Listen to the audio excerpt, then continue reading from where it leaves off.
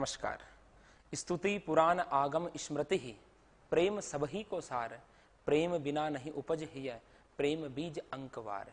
कि वेद पुराण उपनिषद सबका सार प्रेम है। और प्रेम का स्वरूप कैसा है?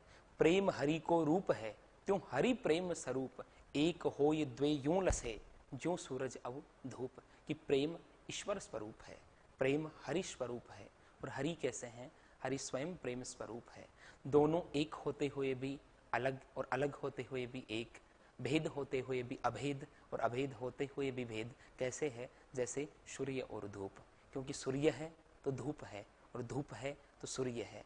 दोनों एक भी है और अभेद भी है, भेद भी है। ऐसा भेदाभेद की स्वरूप प्रेम की व्याख्या करते हुए कि हरि के सब अधीन पे हरि प्रेम अधीन। कि हरि के अधीन सब चीजें हैं, लेकिन हरि किसके अधीन है? प्रेम के अधीन है। ऐसा प्रेम का महत्व है। हरि के सब अधीन पे हरि प्रेम अधीन, याही ते प्रभु आप हुई, याही बड़प्पन दीन। ये प्रभु का बड़प्पन है कि उन्होंने स्वयं को प्रेम के वशीभूत माना है, और भक्तों के प्रेम के स्वयं वश में चले जाते हैं। और प्रेम का मार्ग कैसा है? कमल तंतु सो हीन अरु, कठिन खड़ग की धार। कमल तंतु सो हीन अरु, कठिन खड़ग की धार। अति सूधो टेढ़ो भौरी, प्रेम पथ अनिवार।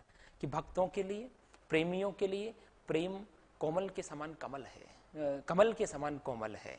और जो दुष्ट जन होते हैं उनके लिए खड़ग की धार है, अन्य लोगों के लिए खड़ग की धार है। बाकी भक्तों के लिए प्रेम का पंथ कोमल, कमल के समान कोमल है। और प्रेम का महत्व क्या है? कि जे ही बिनु जाने कछु ही नहीं जान्यो जात विशेष। कि जे ही बिनु जाने कछु ही नहीं जान्यो जात विशेष, सोई प्रेम जेहि जान के रही न जाय कछु शेष। कि प्रेम ऐसा है जिसको बिना जाने कुछ भी जान पाना संभव नहीं है। और प्रेम ऐसा है जिसको जान लेने पर कुछ भी जानना शेष नहीं है। प्रेम की ऐसी उदात्त और अद्भुत व्याख्या करते हुए, और अंत में इतनी अद्भुत बात कि जेहि पाए वैकुंठ हरु, हरिहु की नहीं चाहिए। जेहि पाए वैकुंठ अरु, हरिहु की नहीं चाही। सोई अलौकिक शुद्ध शुभ सरस से प्रेम कहाई। कि प्रेम वो है जिसको प्राप्त करने पर वैकुंठ की चाहना भी नहीं रहती, और ईश्वर को प्राप्त करने की भी चाहना नहीं रहती। क्यों? क्योंकि प्रेम को प्राप्त करने के बाद व्यक्ति स्वयं प्रेम स्वरूप हो जाता है। जेहि पाए वैकुंठ अरु, हरिहु की नहीं चाहे। सोई अलौकिक शुद्ध शुभ सरस से प्रेम कहाई। प्रेम वो है कि जिसको प्राप्त करने के बाद किसी की चाह शेष नहीं रहती। प्रेम की ऐसी अद्भुत व्याख्या करने वाले, प्रेम को अपने जीवन का आधार बनाने वाले एक ऐसे ही कवि, एक ऐसे ही मुस्लिम कवि की चर्चा हम करने जा रहे हैं आज के काव्यदीप में, जिनका नाम होता है सैयद इब्राहिम। सैयद इब्राहिम, जिन्होंने कृष्ण भक्ति का, प्रेम का रस ऐसा बहाया कि वो रसखान नाम से लोगों के बीच में विख्यात है। संवत 1615 में इनका जन्म मानते हैं कुछ विद्वान, और कुछ विद्वान संवत 1590 में। इन कवियों के जीवन वृत्त के बारे में काफी कम सामग्री उपलब्ध होती है, तो विद्वान अपने तर्कों के आधार पर, साक्ष्यों के आधार पर स्थापित करने की कोशिश करते हैं।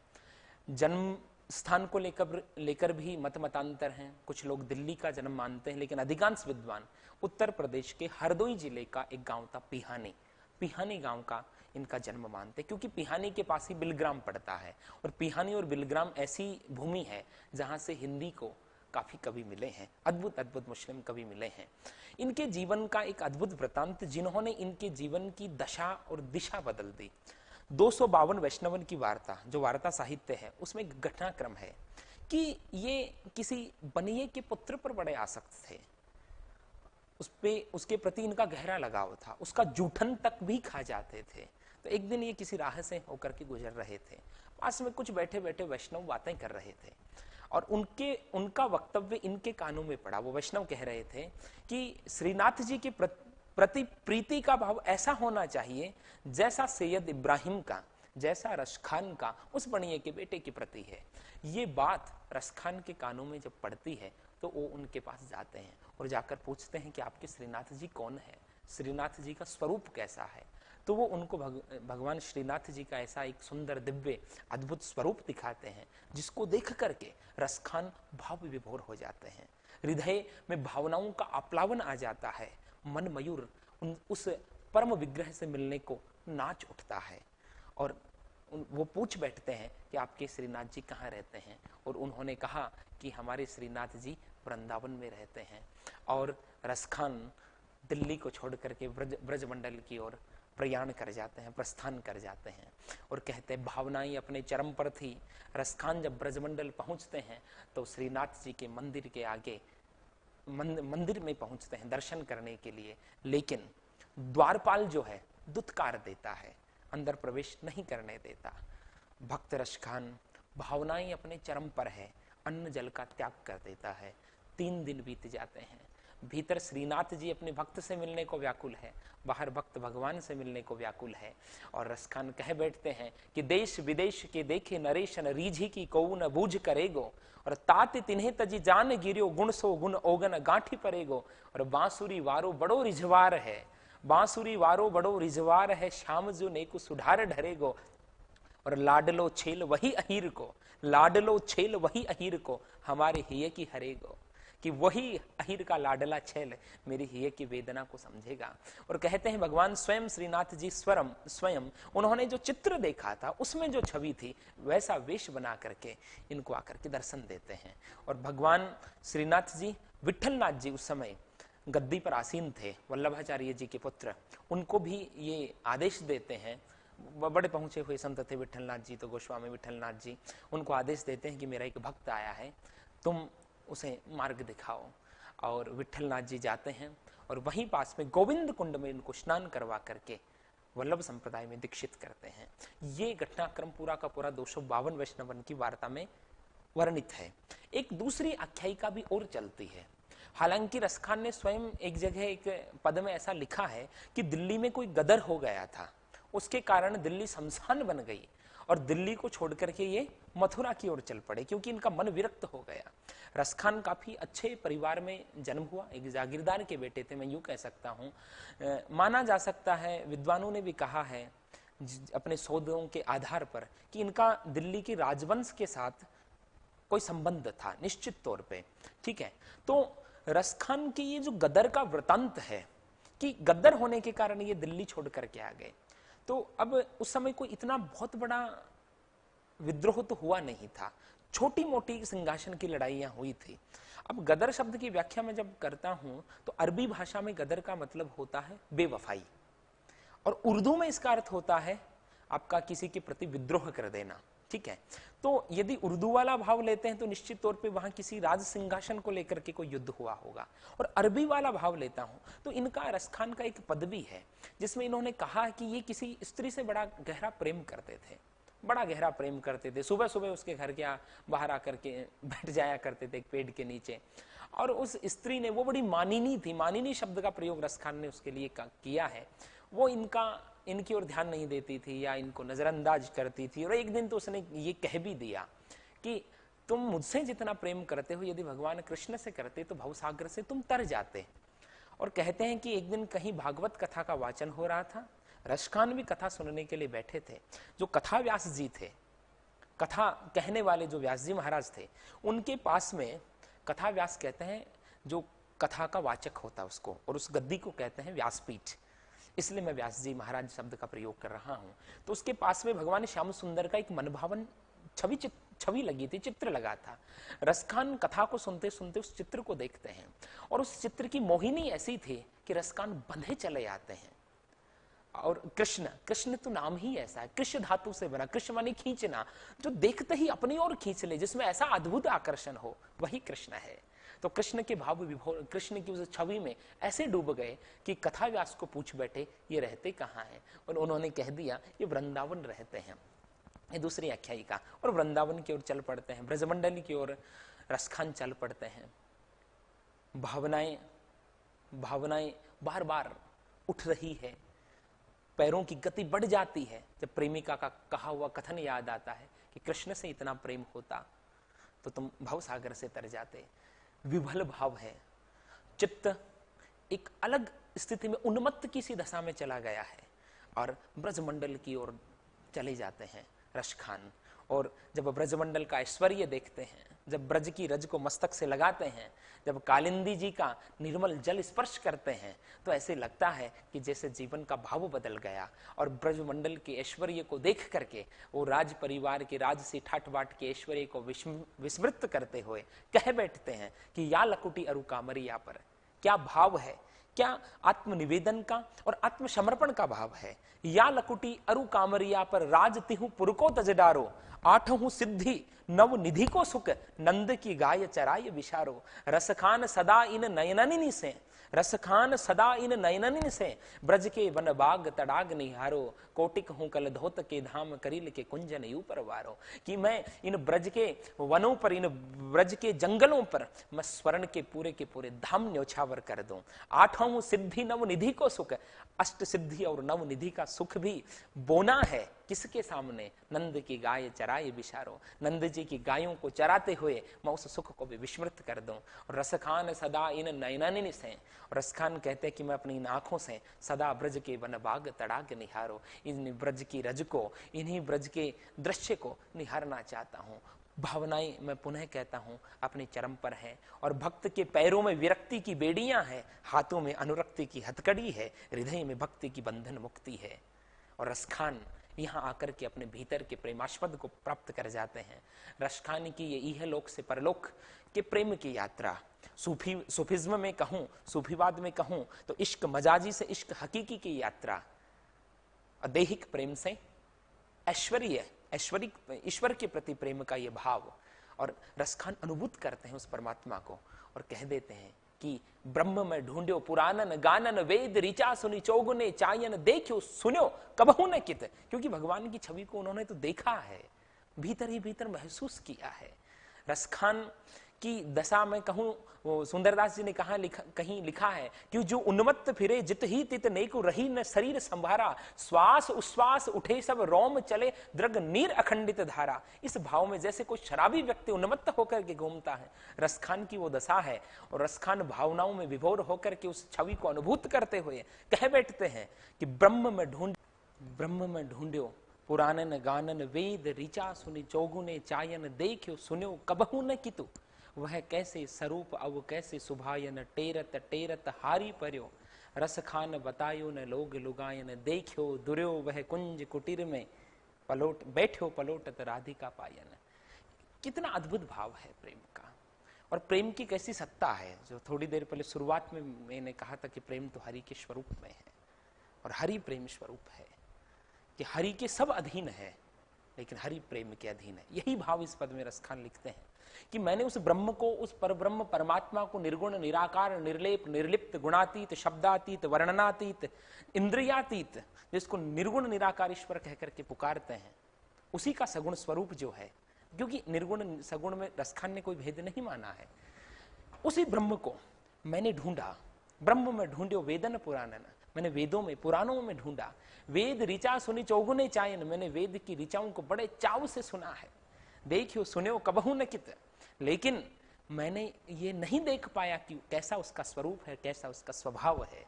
टेरत टेरत हारी पर्यो, ढूंढता ढूंढता मैं थक गया। रसखान बतायो न लोग लुगायन, किसी ने भी मुझे उसका पता नहीं बताया। लेकिन देखियो दुर्यो वह कुंज कुटीर में बैठ्यो, पलोटत राधिका पायन। और वही कृष्ण, वही परमात्मा, वही परमेश्वर मुझे कुंज की कुटीर में बैठा हुआ, राधिका के चरणों में बैठा हुआ मिला। ये प्रेम की सत्ता है कि वो परमात्मा चरणों में बैठा है। और इतने सरल शब्दों में बाबू जगन्नाथ दास रत्नाकर ने कहा कि रसखान ने ब्रज भाषा के साथ कोई खिलवाड़ करने की कोशिश नहीं की, एकदम जो बोलचाल के शब्द हैं उनको साहित्यिक शब्दावली के निकट लाने की कोशिश की है। ब्रज भाषा के मधुर सहज और स्वाभाविक स्वरूप की जो काव्य धारा बहाई है रसखान ने, वो अपने आप में अनुपम है। यदि मैं काव्य पक्ष की बात करूं तो शब्द अलंकारों में अनुप्रास का प्रयोग सर्वाधिक किया है, अर्थालंकारों में उपमा, रूपक और उत्प्रेक्षा का अधिक प्रयोग किया है। रसखान एक प्रेमी जीव थे ये कहूं। और जो रस का रति का भाव होता है, स्थायी भाव रति, उसके तीन स्वरूप चलते हैं: भगवत विषयक रति, दाम्पत्य विषयक रति और वात्सल्य विषयक रति। रसखान के काव्य में रति के तीनों स्वरूप देखने को मिलते हैं। हालांकि रसखान के काव्य को आप श्रृंगार रस से ओतप्रोत कह सकते हो, भक्ति रस उसका सेकेंडरी हो सकता है, प्राथमिक आप श्रृंगार रसी कहोगे। इनके लौकिक पक्ष में जो विरह वेदना है, ईश्वर को पाने की जो चाह है, वो फारसी काव्य से अभिप्रेरित है। और अलौकिक पक्ष में जो ईश्वर के प्रति प्रेम का भाव है, जो विरह वेदना है, वो इनको सूफियों से मिली है। क्योंकि सूफियों में ही चलता है इश्क मजाजी से इश्क हकीकी, लौकिक प्रेम से अलौकिक प्रेम। और रसखान तो स्वच्छंद भक्त प्रेमी है, और स्वच्छंद ऐसे इन्होंने प्रेम की सत्ता को स्वीकार किया है और कह बैठते हैं कि उस ईश्वर को आप ज्ञान के माध्यम से नहीं प्राप्त कर सकते। कितना एक सुंदर पद सुनाता हूं, आपके हृदय को तृप्त कर देगा कि शेष महेश गणेश दिनेश सुरेश हु जाहि निरंतर ध्यावे। वो परमात्मा कि शेष महेश गणेश दिनेश सुरेश हु जाहि निरंतर ध्यावे, जाहि अनादि अनंत अखंड अछेद अभेद सुवेद बतावे। नारद से सुख व्यास रटे पची हारे तहु पुनि पार न पावे, ताही अहीर की छोरियां छचिया भरी छाछ पे नाच नचावे। वो परमात्मा जिसका शेषनाग जी, महेश शिव जी, गणेश जी, दिनेश सूर्य, सुरेश इंद्र, जिसका हर पल ध्यान करते हैं, जाहि निरंतर ध्यावे। और क्या कहते हैं कि वो परमात्मा तो अनादि है, अनंत अखंड अछेद अभेद सुवेद, इतनी बड़ी बड़ी उपमाओं से जिसे अलंकृत करते हैं। नारद से सुख व्यास रटे, नारद जी से लेकर सुखदेव जी, व्यास जी जिसके नाम को रटते रहते हैं। पची हारे तऊ पुनि पार न पावे, वो पच करके थक जाते हैं लेकिन फिर भी उस परमात्मा का पार नहीं पा सकते। और उसी परमात्मा को ताही अहीर की छोरियां छचिया भरी छाछ पे नाच नचावे। वो ग्वालिने, वो गोपियां कहती हैं कि छाछ तभी डालूंगी नाच दिखा, और तीनों लोगों का स्वामी वो त्रिभुवन पति नाचता है। ये प्रेम की भाषा है और ये प्रेम की सत्ता है, ये प्रेम का प्रभाव है। और ताही अहिर की छोरियां छचिया भरी नाच नचावे, ये भाव आते ही मुझे इनका एक बड़ा सुंदर पद और याद आ जाता है। भगवान कृष्ण का वो बाल स्वरूप, जब वो माखन खा रहे होते हैं, उनका एक बहुत सुंदर पद इन्होंने लिखा कि आंखों के सामने छवि तैर जाती है कि भगवान माखन खा रहे हैं और उनकी छवि कैसी है, जो रसखान के हृदय में बैठी है। धूरी भरे अति शोभित श्याम जो वैसी बनी सिर सुंदर चोटी। धूरी भरे अति शोभित श्याम जो वैसी बनी सिर सुंदर चोटी। खेलत खात फिरे अंगना बाजत पैंजनिया पीरी कछोटी। या छवि को रसखान विलोकत वारहु काम कलानिधि कोटी। काग के भाग महासजनी हरि हाथ सो ले गयो माखन रोटी। कि भगवान कृष्ण का बाल स्वरूप, क्योंकि इन्होंने श्रीनाथ जी का दर्शन किया था, श्रीनाथ कृष्ण के बाल स्वरूप को कहा जाता है कि धूरी भरे अति शोभित श्याम जो, भगवान धूल में भरे हुए इतने सुंदर लग रहे हैं। वैसी बनी सिर सुंदर चोटी, सिर पर सुंदर चोटी बनी हुई है और माखन से मुंह लपटा रखा है, और आंगन के अंदर घूम रहे हैं तो उनकी पैंजनियां बज रही है, पीताम्बर ओढ़ रखा है। और रसखान कहते हैं, इस भक्त का भाव देखिए कि भगवान की इस छवि पर, मेरे कृष्ण के इस बाल स्वरूप पर, मेरे कान्हा के इस मनमोहक छवि पर मैं करुण कामदेव न्योछावर कर दूं। वारहु काम कलानिधि, कलानिधि मानी चंद्रमा, करुणों चंद्रमा न्योछावर कर दूं, करुणों कामदेव न्योछावर कर दूं। या छवि को रसखान विलोकत वारहु काम कलानिधि कोटी। और काग के भाग महासजनी हरि हाथ सो ले गयो माखन रोटी। कि हे सजनी, उस हे सखी या हे सखा, वह कौवा भाग्यशाली है जिन्होंने भगवान कृष्ण की जूठी हुई वो माखन रोटी छीन ले गया। मतलब रसखान के भीतर कृष्ण का सामीप्य पाने की इतनी अद्भुत चाह है कि उस कौवे को भाग्यशाली समझ बैठते हैं जिसने भगवान की जूठन को स्पर्श किया है, भगवान की हाथ की मक्खन रोटी को छीन गया। कि काग के भाग महासजनी हरि हाथ सो ले गयो माखन रोटी। और ये सामीप्य का भाव उनके पद में एक और दिखता है, और ऐसा पद जो आत्मसमर्पण का ऐसा उच्चतम भाव है कि वो उनको कृष्णमय बना देता है। सजीव स्वरूप के प्रति तो हर व्यक्ति की चाह हो सकती है, आकर्षण हो सकता है, लगाव हो सकता है, लेकिन ब्रजमंडल की स्थूल चीजें, उसको भी रसखान की पैनी दृष्टि, रसखान की सूक्ष्म दृष्टि, उनमें भी जीवंत चेतना की अनुभूति करती है। उनको भी कृष्ण से जुड़ी हुई मान करके क्या कह बैठते हैं कि मानुष हो तो वही रसखानी बसो गोकुल गांव के ग्वारन। मानुष हो तो वही रसखानी बसो गोकुल गांव की ग्वालन। और जो पशु हो तो कहाँ बस मेरो, चरो नित नंद की धेनु मंझारन। और पाहन हो तो वही गिरी को, जिको कियो हरि छत्र पुरंदर धारन। जो खग हो तो बसेरो करो नित कालिंदी कूल कदम्ब की डारन। भगवान से विनती कर बैठते हैं, आत्मनिवेदन का भाव है, दन्य निवेदन है कि हे प्रभु, मेरा ये भाव है, यदि मैं मनुष्य हूं तो उसी ब्रजमंडल का, कि जहां भगवान के संग ग्वाले रहा करते थे। मानुष हो तो वही रसकानी, बसो गोकुल गांव के ग्वारन, उन गोकुल के ग्वालों के बीच में बसो। और जो पशु हो तो कहां बस मेरो, यदि आप मुझे पशु भी बनाओ तो मेरा वश नहीं चलता। मैं तो ये चाहता हूं कि चरो नित नंद की धेनु मंझारण में नित्य प्रति नंद की गायों के साथ चरना चाहता हूं। यदि मुझे पशु बनाओ तो ऐसा बनाना। और पाहन हो तो वही गिरी को, अचेतन और जड़ का सबसे बड़ा उदाहरण पत्थर, यदि मुझे पत्थर भी बनाओ तो उस गोवर्धन पर्वत का बनाना, जिको कियो हरिछत्र पुरंदर धारण, इंद्र के मान मर्दन के लिए जिसको भगवान कृष्ण ने अपनी करिष्ठिका पे धारण किया था। और जो खग हो तो बसेरो करो, कालिंदी कुल कदम्ब की डारण। यदि मैं खग बनूं, पक्षी बनूं, द्विज बनूं, द्विज पक्षी को कहते हैं, विहग बनूं, नवचर बनूं, अंडज बनूं, तो भी मैं वहीं का बनूं। और वो कालिंदी नदी, वो यमुना जी के तट पर, वो कदम्ब की डाली पर बैठ करके मैं आमोद प्रमोद करूं। ये भाव रसखान के हैं। इसी भावों को लिए हुए ये भक्त कवि अपने साहित्य को अमर करता हुआ, अपने पदों को अमर करता हुआ, कृष्ण के प्रति ये भाव को जीता हुआ संवत 1671 में मथुरा वृंदावन में इनका देहावसान हुआ, इनका स्वर्गवास हुआ। इन्होंने स्वयं लिखा है कि प्रेम निकेतन श्री बनहि आई गोवर्धन धाम, लहियो शरण चित्त चाही के जुगल स्वरूप ललाम। उस जुगल स्वरूप की, उस युगल स्वरूप राधा कृष्ण की वंदना करते हुए यही इस धाम से प्रयाण करते हैं। इनकी समाधि ब्रजमंडल में महावन में बनी हुई है। इनकी दो रचनाएं, सुजान रसखान और प्रेम वाटिका। प्रेम वाटिका के बारे में लोग कम जानते, सुजान रसखान के बारे में फिर भी जानते हैं। आचार्य हजारी प्रसाद द्विवेदी ने तो दो नाम सुझाए हैं इनके, रसखान और सुजान रसखान, जबकि सुजान रसखान इनकी एक रचना का नाम है। प्रेम वाटिका में भी इन्होंने 52 दोहे लिखे हैं। और ऐसा भगवान के प्रति इनका कैसा समर्पण है, जैसा मीरा का मेरे तो गिरधर गोपाल दूसरों ने कोई, वैसा ये कहते हैं। और संसार के लोगों की इनको कोई परवाह नहीं है।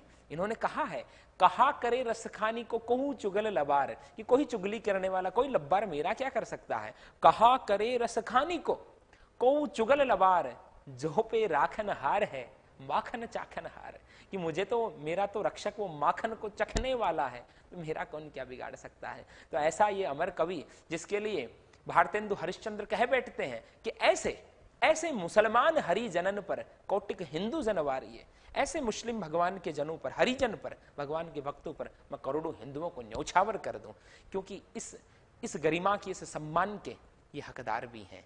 क्योंकि इन्होंने कृष्ण के प्रति जो समर्पण जिया है वो आप इस पद में देखिए, प्राण वही जो रहे रीझी वापर। प्राण तो वही है जो ईश्वर पे रीझे, कृष्ण पर रीझे। प्राण वही जो रहे रीझी वापर, रूप वही जी वाही रिझायो, और शीस वही जीवे परसे पग, अंग वही जी वापर सायो, दूध वही जो दुहायो वही सो, दही सु सही जो वही ढुरकायो, और कहां लो कहां रस खानरी, भाव वही जो वही मन भायो। कितना बड़ा प्यारा पद है कि प्राण वही है जो उन पर रीझे, प्राण वही जो रहे रीझी वापर, रूप वही जी वाही रिझायो, और रूप वही है जो उनको रिझा दे। शीस वही जी वे पर से पग, और शीस वही है जो भगवान के चरणों में झुकता हो। अंग वही जी वापरस आयो, अंग वो है जो उनका स्पर्श करे। दूध भाव की चरम उत्कर्ष भाव, चरम उत्कृष्टता देखिए। दूध वही जो दुहायो वही सो, दूध भी वही है जो कृष्ण ने दुहाया हो। और दही सु सही जो वाही ढरकायो, और दही भी वो है जिनको भगवान कृष्ण ने ढुलाया हो, ढुरकायो। और कहां लो कहो रसखान, रसखान कहते मैं और क्या कहूं, भाव वही जो वही मन भायो, और भाव भी वही है जिसके मन में कृष्ण बसते हो। ऐसे कृष्णमय हो गए रसखान। और एक अंतिम पद इनके भाव का छोड़ करके मैं विदा लेता हूं कि शंकर से सुरजाहि जपे। मैं पुनः कहता हूं कि भगवान को प्रेम से ही पाया जा सकता है। प्रेम हरि स्वरूप है और हरि प्रेम स्वरूप। जो शुरुआत में मैंने कहा था, प्रेम हरि स्वरूप है और हरि प्रेम स्वरूप है। सब कुछ ईश्वर के अधीन है, लेकिन ईश्वर प्रेम अधीन, वो प्रेम के अधीन है। ऐसा भाव इस पद में पुनः छोड़ करके जाता हूं कि शंकर से सुरजाहि जपे, चतुरानन ध्यानन धर्म बढ़ावे, नेक हिये में जो आवत ही जड़ मूड महारस खान कहावे, जा पर देव अदेव भुवंगन वारत, प्राणन प्राणन प्राणन पावे, ताही अहीर की छोरियां छचिया बरी छाछ पे नाच नचावे। कि जिसको भगवान शंकर से लेकर देवता जिसके नाम को जपते रहते, चतुरानन ध्यानन धर्म बढ़ावे। ब्रह्मा जी जिसका ध्यान करते रहते और अपने धर्म को मजबूत करते हैं। नेक हिये में जो आवत ही, और मेरे हृदय में जो कुछ आता है। रसखान कहते हैं मैं महामुढ़मती जड़मती वो कह देता हूं, जिसको भगवान ब्रह्मा विष्णु ब्रह्मा और महेश जिसका ध्यान धरते हैं। जापर देव अदेव भुवंगन वारत प्राणन प्राणन पावे। ताही अहीर की छोरियां छचिया भरी छाछ पे नाच नचावे। उस कृष्ण को अहीर की छोरियां छाछ के बदले नाच नचाती है। और मैं कहता हूं त्रिलोकी का नाथ नाचता है। क्योंकि भगवान कृष्ण ने, भगवान विष्णु ने नारद पुराण में एक जगह कहा है, वो पद में उस पद के साथ छोड़ जाता हूं कि नाहम वसामि वैकुंठे योगिनाम हृदयन च मद भक्त यत्र गायन्ति तत्र तिष्ठामि नारद। कि ना मैं वैकुंठ में रहता हूं ना योगियों के चित्त में रहता हूं, मेरे भक्त मिलकर मुझे जहां गाते हैं मैं वहीं दौड़ा चला आता हूं। इसी भाव के साथ हिंदी साहित्य की जाज्वल्यमान नक्षत्र रसखान, जो भाव आज साहित्य में मिलते कहाँ हैं। मैंने भी एक मेरे कविता की भी एक पंक्ति है कि मोर पंख बन कान्हा के किरीट सजूं और इठलाऊं। आज के काव्य की दुर्दशा पे मैंने कविता लिखी थी, उसकी एक पंक्ति कि आज के काव्य में ऐसा भाव देखने को कहाँ मिलता है कि मोर पंख बन कान्हा के किरीट सजूं और इठलाऊं, रस रत्नाकर की वो किलोड़ कहाँ। कि मैं मोर कामना करते कि मैं मोर पंख बन जाऊं तो मैं कृष्ण के मुकुट पे आ पाऊं। ऐसे भाव को जीने वाला रस रत्नाकर, मैंने रसखान को रस रत्नाकर कहा है कि रस का ये तो अम्बुदी है, रस का समुद्र है। ऐसी काव्य की किलोड़ आज कहाँ देखने को मिलती है। तो इन कवियों को हमारी यही श्रद्धांजलि है। इनके जीवन से रूबरू होते हुए, इनके काव्य को, इनके भावों को जीते हुए काव्यदीप की ये श्रृंखला जारी है। मैं हमेशा कहा करता हूं कि हृदय के स्पंदन जब भावों की शाही से लिखे जाते हैं और नैनों से झरता नीर जब लेखनी से आकार लेता है और हृदय की अमूर्त वेदना जब शब्दों की सूरत में स्वरूप लेती है, तब माँ वागीश्वरी के आंगन में प्रदीप्त होते हैं काव्यदीप। तो रसखान को नमन करते हुए, रसखान के आराध्य कृष्ण को नमन करते हुए, जगत गुरु श्री कृष्ण को नमन करते हुए, कृष्ण के बाल स्वरूप को धूरी भरे अति शोभित श्यामजू उसके हृदय के अंदर अंकित करते हुए विदा लेते हैं। मिलेंगे अगले शनिवार। जय हिंद, जय भारत, जय मां हिंदी।